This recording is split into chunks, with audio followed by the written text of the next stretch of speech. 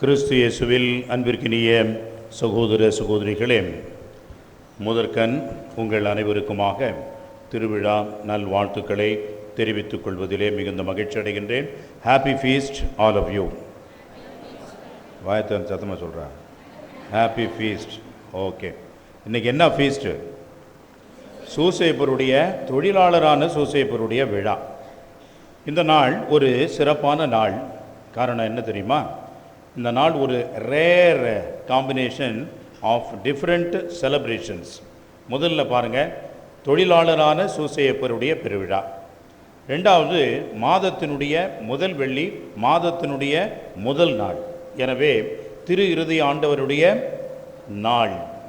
அடுத்தது மாதத்தினுடைய முதல் வெள்ளி என்று சொன்னேன். வணக்க மாதத்தினுடைய முதல் நாள். எனவே இன்றைய நாள் மாதாவினுடைய ஒரு நாள். இந்த மாதம் முழுவதுமாக ஒவ்வொரு நாளும் நாம் ஜெபம் செய்வோம், ஜெபமாலை சொல்வோம், அன்னை மரியாவுக்கென்று வணக்க மாதம் எடுத்து சிறப்பிக்கின்றோம். எனவே இந்த 3 நிகழ்வுகளும் கொண்டாட்டங்களும் ஒன்றிணைந்து வரக்கூடிய வகையிலே இந்த மே மாதம் முதல் தேதி அமைந்திருப்பது என்பது குறிப்பிடத்தக்கது. இது 3ஐயும் சேர்த்து நாம் பார்த்தோம் என்று சொன்னால், திருக்குடும்பமே இங்கே இருக்கிறது. ஆண்டவர் இயேசு இருக்கின்றார், சூசேப்பர் இருக்கின்றார், மாதா இருக்கிறாங்க.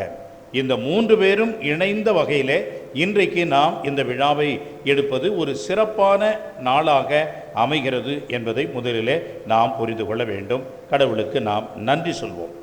இரண்டாவது, நான் இன்னைக்கு வர வேண்டியதில்லை. நான் ஃபாதர் அன்றைக்கி சொன்னார், நீங்கள் வாங்கன்னாரு.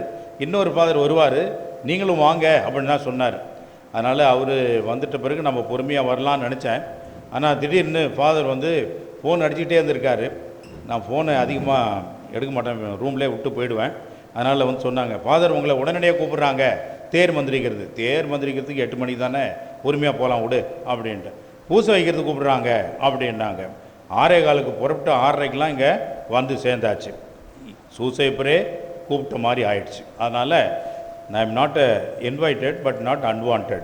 அந்த வகையில் இன்றைக்கு இந்த திருப்பலியை உங்களோடு சேர்ந்து கொண்டாடுவது என்பது மகிழ்ச்சி. ஃபாதர் சொன்னார், நம்ம புதுவையிலேயே ஒரே கோயில் சூசையப்பர் கோயில், அது நம்முடைய சூசையப்பர் ஆலயம். நம்முடைய வினோப நகர் பங்கின் ஆலயம்தான் சூசையப்பர் தான். அதில் எந்த ஒரு மாற்று கருத்தும் இல்லை. இப்பொழுதும் சரி, அப்பொழுதும் சரி. அந்த காலத்திலே கீத்து கொட்டாயம் இருக்கின்ற பொழுதே இது சூசையப்பருக்கென்று சிறப்பான ஒரு திருத்தலமாக அமைந்திருந்தது என்பதை எல்லோரும் பெரியவர்கள் நாம் அறிவோம்.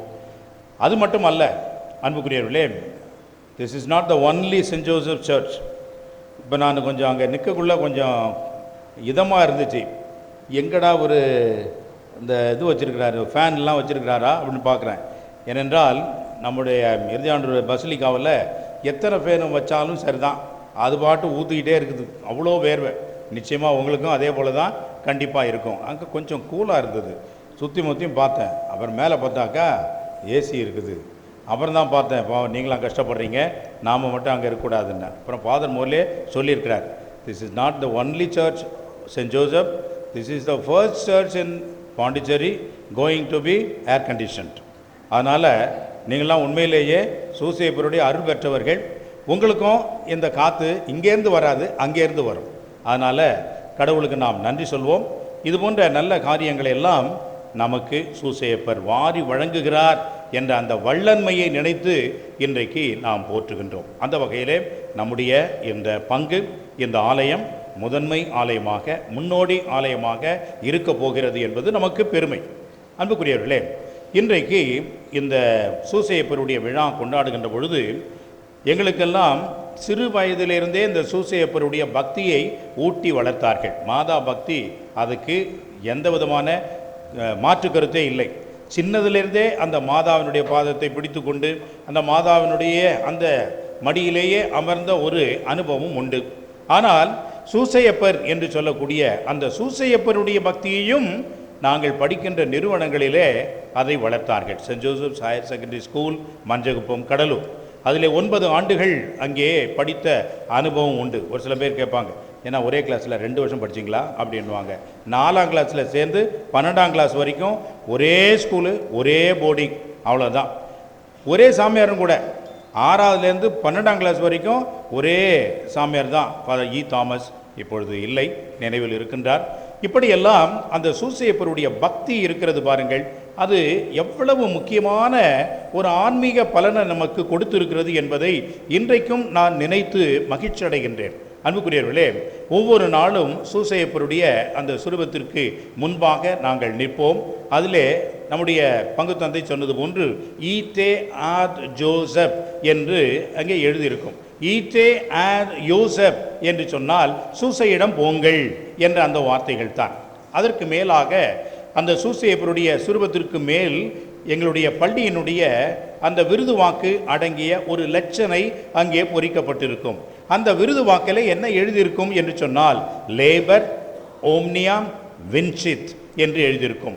லேபர் ஓம்னியாம் வின்சித் என்று எழுதியிருக்கும். அன்புக்குரியவர்களே, உழைப்பே உயர்வு தரும். சின்ன வயசில் இதை நாம் கற்றுக் கொடுக்கின்ற பொழுது அந்த பிள்ளைகள் உழைப்பார்கள். இன்றைக்கு இந்த உலகம் உழைக்கிறதுக்கு பல தயக்கம். எவனாவது எங்கேயாவது ஓசியில் கொடுப்பானா, சாப்பாடு கொடுப்பானா, தண்ணி கொடுப்பானா? நம்ம மக்களை கூட பாருங்க, ஒரு பணம் கொடுக்குறோம், அதை ஓசியில் கொடுக்குறாங்கன்னாக்கா இந்த கையில் ஒன்று அந்த கையில் ஒன்று. இந்த பழக்கம் நமக்கு மாற வேண்டும். உழைத்து நாம் உண்ண வேண்டும், உழைக்க வேண்டும் என்ற எண்ணம் நமக்கு இருக்க வேண்டும்.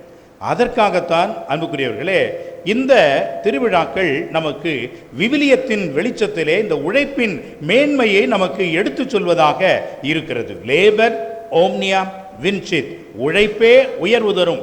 ஒவ்வொரு நாளும் நாங்கள் அந்த ஜெப வேளை இருக்கும்.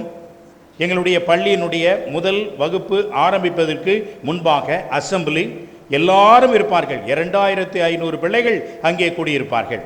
எல்லோரும் சேர்ந்து அந்த அசம்பிளியினுடைய இறுதியிலே கைகளை உயர்த்தி கொண்டு லேபர் ஓம்னியாம் வின்சித் என்று சொல்வோம். அன்புக்குரியவர்களே, அந்த உள் உணர்வு உழைக்க வேண்டும், வேலை செய்ய வேண்டும். சோம்பேறியா தெண்டமா மரம் மட்டம் மாதிரி நாம் இருக்கக்கூடாது, உழைக்கணும் அப்படின்ற அந்த உள்ளூர உணர்வை சின்ன வயதிலே 4வது 5வது படிக்கின்ற அந்த வயதிலேயே எங்களுக்கு ஊட்டி வளர்த்தார்கள். நினைத்து பாருங்கள், 3வது 4வது அந்த வகுப்பிலேயே உள்விடுதியில் எங்களுக்கு அனுமதி உண்டு. எங்களுடைய துணிகளை நாங்களே துவைத்து கொள்ள வேண்டும், எங்களுடைய வேலைகளை நாங்களே செய்து கொள்ள வேண்டும். இன்றைக்கு 10 வயசானாலும் இந்த அம்மாக்கள் விடமாட்டுறாங்க, எடுத்து ஊட்டி விட்டுக்கிட்டே இருக்கிறாங்க. அவன் ஒரு மொபைலை பார்த்துட்டு என்ன தின்றோன்னு தெரியாமல் அவன் முழுங்கிக்கினே இருக்கிறான். அன்புக்குரியவர்களே, இந்த உழைப்பு என்பது உண்பதில் கூட கிடையாது. அதை கூட ஊட்டி விட்டு 10 வயசு வரைக்கும் வச்சிருந்தா அவனுக்கு திருமணம் செய்து கொண்ட பிறகு அவன் என்ன செய்வான்? அம்மாவை தான் தேடுவான், பொண்டாட்டியை தேடுவானா? தேட மாட்டான். ஏனென்றால் அந்த உழைப்பினுடைய மேன்மையை நாம் பிள்ளைகளுக்கு கற்றுக் கொடுக்க வேண்டும்.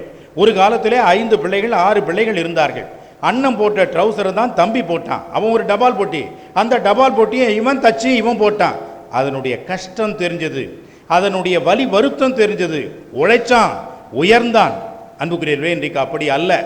ஒருத்தனைக்கே 10 செட்டு 5 செட்டு ட்ரெஸ் இருக்கு, இங்கே டபால் போட்டி இருக்கு, ஒன்றும் கிடையாது. அவரவர்களுக்கும் தனித்தனியான புத்தகம், தனித்தனியான பொருட்கள் என்று வந்துவிட்ட பிறகு உழைக்கின்ற அந்த ஒரு நல்ல உள்ளம் என்பது, நமக்கு அந்த எண்ணம் என்பது மறைந்து போய்விடுகின்ற ஒரு நிலையை பார்க்கின்றோம். அன்புக்குரியவர்களே, இறை வார்த்தையை எடுத்துக்கொள்ளுங்கள். தொடக்க நூல், அந்த தொடக்க நூலில் கடவுள் இந்த உலகத்தை படைக்கின்றார். படைத்தல் என்பது கடவுளுடைய தொழில், ஆக்குதல் என்பது கடவுளுடைய தொழில். எனவே கடவுள் என்ன செய்கின்றார்? ஒவ்வொரு நாளும் இந்த உலகத்தை படைக்கின்றார். ஒளி உண்டாகுக என்று ஒளியை படைத்து உலகத்தை உருவாக்கி ஜீவராசிகளை எல்லாம் ஏற்படுத்தி இந்த உலகம் அனைத்தையும் அவர் உருவாக்குகின்றார். தனது உழைப்பின் பலனாக பார்க்கின்றார். அந்த உழைப்பின் நிறைவை கடவுள் பார்த்து என்ன சொல்கிறார் பாருங்கள், எல்லாம் நல்லதென கண்டார். கடவுள் மனிதனை படைத்த பிறகு எல்லாம் மிகவும் நல்லதென கண்டார். அன்புக்குரியவர்களே, உழைக்கின்ற அந்த காசில் வாங்குகின்ற பொருள் எவ்வளவு நமக்கு மகிழ்ச்சி தருகிறதோ அந்த மகிழ்ச்சி ஓசியில் வாங்கிறது நமக்கு கிடைக்கவே கிடையாது. நிறைய பேர் ஓசி ஓசின்னு சொல்லுவாங்க. இப்போ பிள்ளைகள்லாம் அதெல்லாம் சொல்கிறது இல்லை அப்படின்னு நினைக்கிறேன். நீங்களாம் சொல்கிறீங்களா? ஓசின்னு அதெல்லாம் சொல்ல மாட்டீங்கல்ல. ஓசின்னா என்ன அப்படின்னா, ஓசி 2 எழுத்து இருக்கும். வெள்ளைக்காரன் நம்மளை ஆட்சி செலுத்தின அந்த சமயத்தில் ட்ரெயினை கண்டுபிடிச்சான். நமக்காக இல்லை, அவனுக்காக தான். ஆனால் நாம் இப்போ அதனுடைய பலனை அனுபவித்துட்டு இருக்கிறோம். அவனே இருந்திருக்கலாம் போல இருக்குது. இப்போ என்ன பண்ணுறது, ட்ரெயினில் இவன் கொள்ளை அடிக்கிறான ஒழிஞ்சு ட்ரெயின் நம்மளுக்காக இல்லை அப்படின்ற நிலை இன்றைக்கி ஆகிவிட்டது. இந்த ட்ரெயினில் அவங்களுடைய பொருட்களை எல்லாம் அனுப்பி வைப்பார்கள். அரசு சார்ந்த பொருட்களை அனுப்பி வைக்கின்ற அந்த பெட்டியின் மேலே OCS என்று எழுதுவார்கள். சுருக்கமாக OC என்று எழுதுவார்கள். ஆன் கம்பெனி சர்வீஸ் என்று எழுதுவார்கள். ஆன் கம்பெனி என்று சொன்னால் அது கவர்மெண்ட்டினுடைய அரசனுடைய தஸ்தாவேஜுகள் அதில் போகுதுன்னு அர்த்தம். அதுக்கு காசே கிடையாது, அதுக்கு காசு கிடையாது. இன்றைக்கும் கூட இந்தியா அப்படின்னு ஒரு ஸ்டாம்ப்பு இருக்கிறது, அதுக்கு காசே கிடையாது. ரெவன்யூ ஸ்டாம்ப்பு வேறு, இந்தியா ஸ்டாம்ப் வேறு. ஏனென்றால் on government service OGS OGI என்றெல்லாம் இன்றைக்கும் அதை பயன்படுத்துகிறார்கள். எனவே சும்மா போகுது பாரு, அதான் OC. எனவே உழைத்து நாம் சம்பாதிக்கின்ற பொருட்களை நாம் பார்க்கின்ற பொழுது கடவுள் அன்றைக்கு எல்லாம் மிகவும் நல்லதென கண்டார் என்ற அந்த ஒரு மகிழ்ச்சி, நிறைவு நமக்கு கண்டிப்பாக கிடைக்கும். எனவே கடவுள் தந்தை உழைத்தார் என்று சொன்னால் நமக்கும் அந்த உழைப்பை கொடுத்திருக்கிறார். எனவே தான் நெற்றி வியர்வை நிலத்தில் விழ நீ உழைத்து உண்பாய் என்று சொல்கிறார். உழைத்து உண்பாய். நிறைய பேர் சொல்லுவாங்க இந்த உழைப்பு என்பது பாவத்திற்கு பிறகுதான் வந்தது என்று சொல்வார்கள். இல்லை, சாவு என்பது இந்த பாவத்திற்கு பிறகுதான் சாபமாக கொடுக்கப்பட்டது. இல்லை அன்புக்குரியவர்களே, சாவு இல்லைன்னாக்கா அவன் கடவுள் தானே. கடவுள் மட்டும்தான் சாவ மாட்டார். இன்றைக்கும் என்றைக்கும் என்றென்றைக்கும் இருக்கக்கூடியவர். மனுஷன் சாவணும், மனுஷன் மாறணும், மனுஷன் மறையணும். மனுஷன் என்பவனுக்கு தொடக்கம் உண்டு, முடிவு உண்டு. எனவே தான் அன்புக்குரியவர்களே, பாவத்திற்கு பிறகு என்ன நடந்தது என்று சொன்னால் இந்த உழைத்தல் என்பதை மனிதன் முன்னாடி என்ன செய்கிறான், எல்லாவற்றையும் பயன்படுத்திக்கொள், ஆண்டுகொள் என்று ஆண்டவர் உழைக்கத்தான் அவனுக்கு கட்டளையை கொடுத்தார். மகிழ்ச்சியாக சென்றான், அவன் நன்றாக இருந்தான். ஆனால் பாவத்திற்கு பிறகு உழைத்து உண்பாய் என்று சொன்னதும் அவனுக்கு அது தண்டனையாக எடுத்துக்கொண்டான். காரணம் என்ன? பாவம் அங்கே வந்துவிட்டது. பாவம் என்ன சொல்கிறது? சொகுசாக இரு, வேலை செய்யாதே, இதை நீ திருடு, இதை கொள்ளையடி என்று நமக்கு குறுக்கு வழியே காட்டுகிறது. அதுதான் பாம்பு. எனவே இந்த உழைத்தல், இந்த தொழில் என்பது நம்முடைய இயல்போடு இருக்கின்ற ஒன்றாக என்பது மாறி நமக்கு தண்டனையாகவும் கஷ்டமானதாகவும் நமக்கு இஷ்டம் இல்லாததாகவும் மாறிவிடுகிறதை பார்க்கின்றோம். ஆனால் கடவுள் என்ன சொன்னார்? உழைத்து உண்பாய் என்று சொல்கின்றார். உழைக்க வேண்டும். இந்த உழைப்பின் மாண்பை நாம் உணர வேண்டும். அடுத்ததாக பாருங்கள், ஆண்டவர் இயேசு இந்த உலகத்திற்கு வருகிறார். எந்த குடும்பத்திலே அவர் பிறக்கின்றார் என்று சொன்னால் தச்சனுடைய குடும்பத்திலே பிறந்தார். இன்றைக்கு இன்னொரு வாசகமும் இருக்கிறது.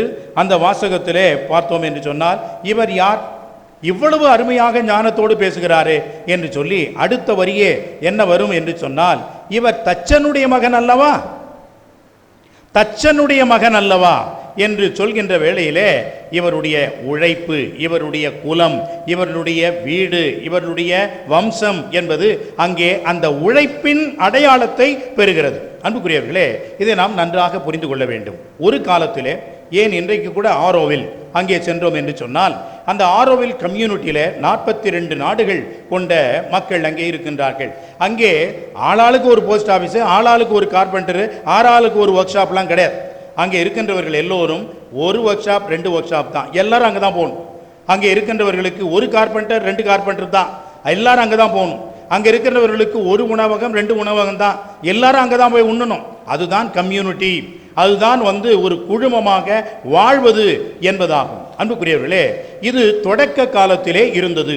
நம்முடைய தமிழ் கலாச்சாரத்திலே, நம்முடைய இந்த வாழ்வியலிலே இந்த தொழில் என்பதை மிக உயர்ந்த நிலையிலே வைத்திருக்கின்றார்கள். அதை போற்றி இருக்கின்றார்கள். அதை அவர்கள் எண்ணி நினைத்து வியந்து பெருமையாக கொண்டாடி இருக்கின்றார்கள். ஒரு காலகட்டத்திலே, சங்க காலத்திலே, நம்முடைய தமிழ் சமூகம் என்பது இந்த தொழிலின் அடிப்படையிலே அமைந்ததாகத்தான் இருக்கிறது. அன்புக்குரியவர்களே, அவர் இந்த வேலையை செய்தார், அவர் அந்த வேலையை செய்தார் என்று அவரவருடைய வேலையை வைத்துத்தான் நாம் கணக்கிட்டோம். இது எப்படி? சமீப காலமாகத்தான் இது மாறிவிட்டது. இந்த கலாச்சாரத்தை ஜெர்மனி நாட்டிலேயும் கூட நாம் பார்க்கிறோம். அவன்தான் முதல்ல இந்த சாதியை கண்டுபிடிச்சு நம்மளுக்கு பிரிவினையை உண்டாக்கணவே அவன்தான். ஏனென்றால் அவன்தான் முதல் ஆரியன். அவன்தான் நமக்கு இந்த விஷத்தை ஏற்படுத்தி கொடுத்தவனே அவன்தான். எப்படி என்று சொன்னால், இன்றைக்கும் அவருடைய பெயர்களை எல்லாம் சற்று ஆராய்ச்சி செய்து பாருங்கள். ஆடம் ஸ்மித் அப்படின்னு பேர் வச்சிருப்பான். ஆடம் ஓகே, அது ஒரு பேர்.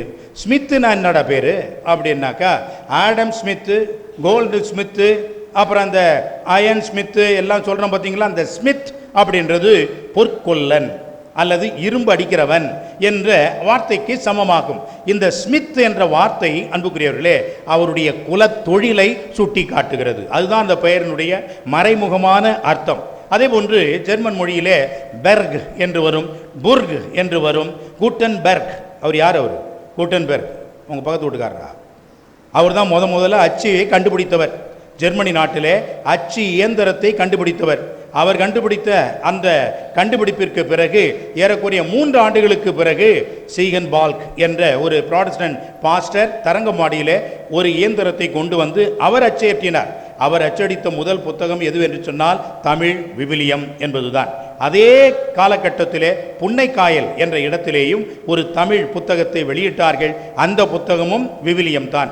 குட்டன்பெர்க் முதலாக அச்சடித்து வெளியிட்ட, உலகத்திலேயே முதலாக வந்த அச்சினுடைய முதல் புத்தகம் எதுவென்றால் விவிலியம் தான். அன்றிலிருந்து இன்று வரைக்கும் விவிலியத்தை அடித்து கொண்டே இருக்கின்றார்கள், அச்சு ஏற்றி கொண்டே இருக்கிறார்கள். எத்தனை கோடி கோடி கோடி கோடியான பிரதிகள் விற்றுக்கொண்டே இருக்கிறது, வாங்கிக் கொண்டே இருக்கின்றார்கள். அதுதான் இறைவார்த்தை.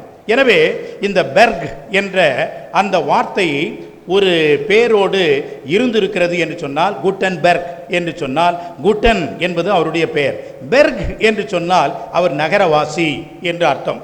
புர்க்னு ஒன்று இருக்கும் பாருங்க, ஷோனன்பெர்க் அப்படின்னு இருக்கும். அந்த புர்க் என்பவர் அவர் மலைவாசி, காட்டில், அந்த நாட்டில், வீட்டில் அப்படின்னு ஒரு இடம். இப்படியாக பெயர்களிலேயே அவர்கள் என்ன வேலை செய்தார்கள் என்பதை புரிந்து கொள்ள முடிகிறது. பிரான்ஸ் நாட்டிலேயே கூட அப்படித்தான். அதை வெவ்வேறு பகுதிகளாக பிரித்தார்கள். எனவே தான் ஒரு இடத்தை மட்டும்தான் தொழில் ரீதியாக பிரிக்கவில்லை, அதை ஒரு உயர்ந்த ரீதியாக பிரான்ஸ் நாட்டிலே பிரித்தார்கள். பாரிஸ் இன்றைக்கும் பார்த்தீர்கள் என்று சொன்னால், நீங்கள் எங்கேருந்து வரீங்க? பாரிஸ் ஏன் அப்படின்வாங்க. பாரிஸ்லேருந்து வராங்கன்னா அவங்க பெரிய உயர்ந்தவர்களாக இருப்பார்கள். இன்றைக்கு நாம் எம்இபியினுடைய 250வது ஆண்டை நாம் கொண்டாடுகின்றோம். நம்முடைய மறை மாவட்டத்திலே அவர்கள் வந்த நினைவை போற்றுகின்றோம். அவர்களுடைய அந்த எம்இபி, மிஷியோன்ஸ் ஏட்ராஞ்சர்ஸ் டு பாரிஸ் என்று பொருள். இந்த மிஷியோன்ஸ் ஏட்ராஞ்சர்ஸ் டு பாரிஸ், பரி என்ற அந்த வார்த்தை இப்பொழுது அதிகமாக பயன்படுத்துவது இல்லை. எங்கு பார்த்தாலும் எம்இ என்று தான் இருக்கும், மிஷியோன்ஸ் ஏட்ராஞ்சர் என்று தான் இருக்கும். அன்புக்குரியவர்களே, ஏன் பாரிஸ் என்பதை சேர்த்தார்கள் என்று சொன்னால், அதுதான் அங்கேதான் அந்த மறைமுகமான அர்த்தம் இருக்கிறது. பாரிஸ் என்று சொன்னால் உயர்ந்தது. அந்த காலகட்டத்திலே உலகத்திலேயே ஒரே படிப்பினுடைய இடம் எது என்று சொன்னால் பாரிஸ். அந்த காலத்திலே உலகத்திலேயே இந்த சிவிலைசேஷன், நாகரிகம் எங்கே இருந்தது என்று சொன்னால் பாரிஸ். எனவே தான் பாரிஸுக்கு அடுத்தபடியாக பாண்டிச்சேரியிலே இந்த ஃபேஷன் என்பது அதிகமாகும். அங்கே என்ன நடக்கிறதோ அடுத்ததாக நம்முடைய பாண்டிச்சேரி இந்த இடத்திலே அது பிரதிபலிப்பதை நாம் பார்க்கின்றோம். என்புக்குரியவர்களே, இப்படியாக இந்த உழைப்பை அடிப்படையாக வைத்து பகுதி பகுதிகளாக அவர்கள் பிரித்தார்கள். அன்புக்குரியவர்களே, பிரித்தானிய என்று சொல்வார்கள். அது வடநாட்டில் இருக்கக்கூடியது, வடபகுதியில் இருக்கக்கூடியது. மீன்பிடி தொழில் செய்கின்றவர்கள், மீனை உண்கின்றவர்கள் எல்லாம் அங்கே இருக்கின்றார்கள். அதற்கு கீழே நார்மண்டி என்ற ஒன்று இருக்கிறது. நார்மண்டி என்று சொன்னால் அங்கே ஆடு மாடுகளை மேய்க்கின்றவர்கள். The best cheese in the world, Camembert என்று சொல்லக்கூடியது அங்கேதான் தயார் செய்கிறார்கள். இப்படியாக பிரான்ஸ் நாட்டையே அந்த தொழில் ரீதியாக பிரித்து நாம் பார்க்கலாம். ஏன் என்று சொன்னால், அவ்வளவு உயர்ந்த ஒன்றாக அந்த தொழிலை, உழைப்பை கருதினார்கள். ஆனால் காலப்போக்கிலே இது என்னவாகிவிட்டது? நம்முடைய நாட்டிலே சாதிக்கு இது வழிவகுத்து விட்டது. சாதி வந்த பிறகு சாபம் வந்துவிட்டது. இந்த தொழில் என்பதே, உழைப்பு என்பதே கண்ணோட்டமே மாறிவிட்டது. அன்புக்குரியவர்களே, இந்த கண்ணோட்டத்தை தான் இன்றைக்கு நாம் மாற்ற வேண்டும். ஆண்டவர் இயேசு சாதாரண ஒரு தச்சு தொழில் செய்கின்ற ஒரு குடும்பத்திலே ஒரு தந்தைக்கு அவர் மகனாக இருந்தார் என்று நினைக்கின்ற பொழுது, கண்டிப்பாக ஆண்டவர் இயேசு 30 ஆண்டுகள் இந்த வேலையை செய்திருப்பார். எந்த மாற்று கருத்தும் இல்லை. தன்னுடைய தந்தைக்கு உதவியாக இருந்திருப்பார். தந்தை மறைந்த பிறகு தன்னுடைய தாயை காப்பாற்றியிருப்பார். எனவே தந்தை கடவுள் படைத்தது மட்டுமல்ல, ஆண்டவர் இயேசு தன்னுடைய தந்தையிடமிருந்து கற்றுக்கொண்டதும் இந்த உலக பிரகாரமான காரியமான வாழ்விலே வாழ்வதற்கும் இந்த ஒரு தச்சு தொழில் என்பதுதான் அவருடைய உயரிய ஒன்றாக இருந்தது. மூன்றாவதாக பாருங்கள், 2 தெசலோனியர் அந்த புத்தகத்திலே பார்த்தீர்கள் என்று சொன்னால், இந்த மக்கள் புதிதாக கிறிஸ்தவர்கள், ஆண்டவர் இயேசு விரைவில் வருகிறார், 2ஆம் வருகை வருகிறது. இன்றைக்கு கூட நிறைய பேர் கத்தின்னு கிடக்கிறான், அங்கேயும் வராரு வராருன்னு. எங்கடா வராரு? அவர் வர நேரத்தில் வருவார், நீங்கள் அதை பற்றி கவலையே பட வேணாம். அவன் சாவையே நம்ம ஒன்றும் எப்போ என்னான்னு கண்டுபிடிக்க முடியல. இயேசு வராருன்றது நீ எப்படி கண்டுபிடிப்ப? ஒன்றும் முடியாது. அவர் எப்போ வராரோ வருவார், ஆனால் வருகிறார், பல்வேறு வழிகளிலே வருகிறார். அன்புக்குரியவர்களே, இவர்கள் என்ன நினைத்தார்கள்? உயிர் தாண்டவர் மீண்டுமாக வருகிறார், எனவே நம்ம ஒன்றும் வேலை செய்யக்கூடாது, ஒன்றும் செய்யக்கூடாது, கப்சிப்புன்னு உட்காந்து வானத்தை அண்ணாந்து பார்த்துக்கிட்டு இருக்கணும் அப்படின்னு எதிர்பார்த்தார்கள். பவுலடியார் சொல்கின்றார், சோம்பேறிகளே, நீங்கள் உங்கள் நேரத்தை வீணாக்கிக் கொள்கின்றீர்கள். அழகான ஒரு வார்த்தையை சொல்கிறார், உழைக்க மனமில்லாதவன் உண்ணக்கூடாது, உழைக்க மனமில்லாதவன் உண்ணக்கூடாது என்று அவர் சொல்கின்றார். இன்றைக்கு அந்த வார்த்தைகள் தான் நமக்கு புனித சூசையப்பர் சொல்கின்றார். உழைப்பின் மேன்மையை உயர்ந்தவராக இருந்த அவர் இன்றைக்கு நமக்கு சொல்வது, உழைக்க மனமில்லாதவன் உண்ணலாகாது என்று அவர் சொல்கின்றார். அன்புக்குரியவர்களே, மே 1 தேதி தொழிலாளர் தினம் என்று சொன்னாலே இது பெரிய ஒரு வரலாறை கொண்டதாக இருக்கிறது. முதலாக அமெரிக்காவில் தான் இது ஆரம்பமானது. ஒரு பெரிய ஒரு தொழிலாளர் புரட்சி, தொழில் புரட்சி அல்ல, தொழிலாளர் புரட்சி என்பது மிகப்பெரிய அளவிலே வெடித்தது. அங்கே வேலை நிறுத்தம் நடைபெற்றது. 1886 ஆரம்பித்து 1889 அது நிறைவு பெற்றது.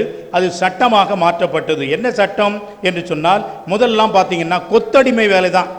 எத்தனை மணி நேரம் வேலை செய்யணும், என்ன வேலை செய்யணும்னு எந்த வரையறையும் கிடையாது.